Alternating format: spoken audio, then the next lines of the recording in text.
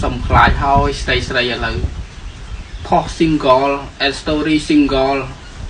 ដល់ពេលឯងឆាតទៅខ្វាច់លីសង្សារគេចូល reply ភ្លឹបអាឆាតមកសង្សារខ្ញុំមានការអីហើយហេតុអីទៅនោះព្រមលិខិតពិតជាធ្វើបាបខ្ញុំណាស់វិស័យហើយអាសសខូចចិត្តរឿងស្អីទៀតហើយរឿងស្អីនឹងមុខឯងនោះខូចចិត្តរឿងស្អីវាមិនមែនជារឿងចម្លែកទេបើខ្ញុំខូចចិត្តរឿងផងបានវាជារឿងចម្លែកវាចឹងហើយរឿងខូចចិត្តរបស់ឯងមានតែមួយហ្នឹងគ្មានខ្វល់រឿងថាស្អែកអង្គហ្នឹងអីអត់ខ្វល់សោះតែមក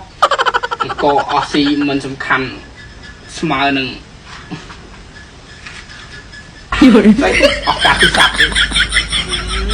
អាកាសហ្នឹងបើឯងមួយថ្ងៃឯងអត់ធ្វើអីផងឯងគិតតែពីលេងទូរស័ព្ទ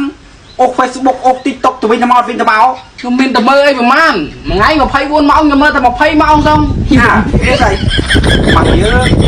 បានមួយថ្ងៃផងតិចមកដើរមើលដៃមើលឲ្យវាមានប្រយោជន៍ខ្លះអូយមកមានបងគេលើកទឹកចិត្តបងខ្លួនឯងជួយចិត្តអាចជន់ពលិតស្ដីឲ្យថាឲ្យជន់ឯងជន់ហ្នឹងគេថាជន់ហ្នឹងគេជន់ទៅជន់ពលិតទៀតចិត្តខូចកើតចិត្តណាបើថាមើលកើតគ្រូសាមគ្គីសំខាន់ថ្ងៃ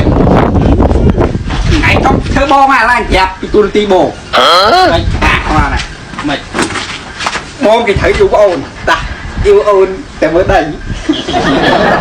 នេះចង់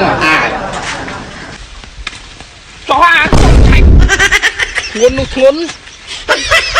អញអូយធ្វើខឹងអញនិយាយមួយអញសិតហាយូរទៅភ្លើកាញ់បងឯងហីឃើញមកពីហងមិញឃើញស្អីឲ្យខ្ញុំធ្វើបងហីអើយគ្រាន់ខ្ញុំនិយាយជាមួយអាប៉ុណ្ណឹងតតខ្ញុំប៉ុណ្ណឹងហីអាហ្នឹងខ្ញុំតតហៅអាផងបើខ្ញុំហៅអាទៀតតតខ្ញុំប៉ុណ្ណាទៅអាថាអាហ្នឹងចាប់ទុកថាជំងឺចូលច្រឡំចាប់ទុកថាតែអ្នកខុសចុះអូចឹងខ្ញុំអ្នកខុសទៀតចុះហុយម៉ែឯងប្រឹងឲ្យបងអ្នកខុសឥឡូវកុំនិយាយច្រើនអូមកដល់សាច់ការយើងម្ដងមើលដីអូភ័យដល់កអើអានេះក៏ភ័យអានោះក៏ភ័យចោលទៀតចោលឡើងនិយាយឯងចឹងឯងតាមជនបទឯងវាត្រូវតែមានខ្យល់ចឹងឯងប៉ិនហួរគួយនិយាយគ្នាមកត្រូវធ្វើមិនឲ្យវាភ័យហ្នឹងវាភ័យមែនហ្នឹងបងអើយយើងនៅទៅហងសូវដើរចេញចោលយើងអត់សូវដឹងមែនហ្នឹងគាត់ដើរចេញមកបានដឹងថាអូដីភ័យមែន